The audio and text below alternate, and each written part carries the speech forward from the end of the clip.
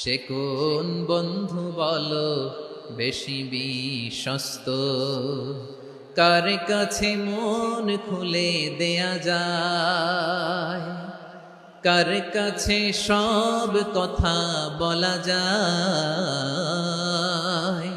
হওয়া যায় বেশি আশ্বস্ত। তার নাম আহমদ, বড় বিশ্বস্ত।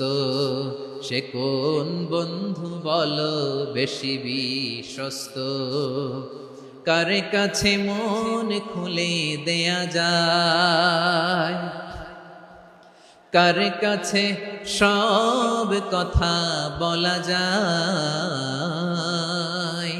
হওয়া যায় বেশি আশ্বস্ত। তার নাম আহমদ, বেশি বিশ্বস্ত। আমি আজকের এই চমৎকার রজনীতে আলোচনা করবার জন্য সূরাতুল আহজাবের 45-46 এ দুটি আয়াতকে চুজ করেছি। এ দুটি আয়াতের আলোকে কিছু কথা আপনাদের সাথে শেয়ার করব। আওয়াজ করে পড়ুন ইনশাআল্লাহ।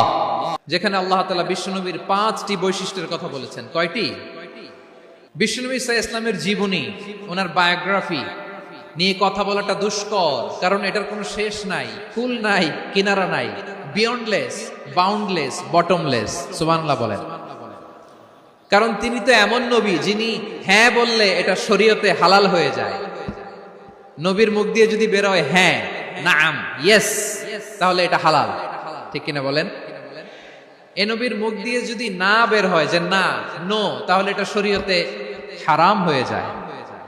কেমন নবী আমরা পেয়েছি, যিনি হ্যাঁ বললে হালাল, না বললে হারাম, যিনি সাব্বাবা, এই আঙ্গুলি উপরের দিকে উঁচু করলে চাঁদ ভেঙে 2 টুকরা হয়ে যায়, যে নবী জমিন থেকে পা উঁচু করলে আল্লাহর আরশে মেরাজে চলে যায়, এমন নবীর উম্মত আমরা হয়েছি। যে নবীকে বাদ দিলে কোরআন বোঝা যায় না, কারণ এ নবীর উপরই কোরআন নাজিল করেছে কে?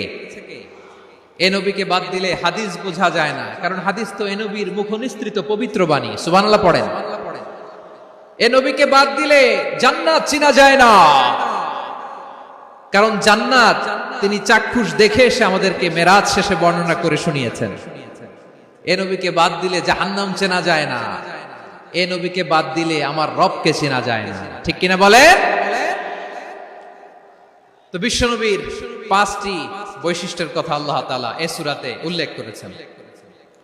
আল্লাহ রাসূল সাল্লাল্লাহু আলাইহি ওয়াসাল্লাম যখন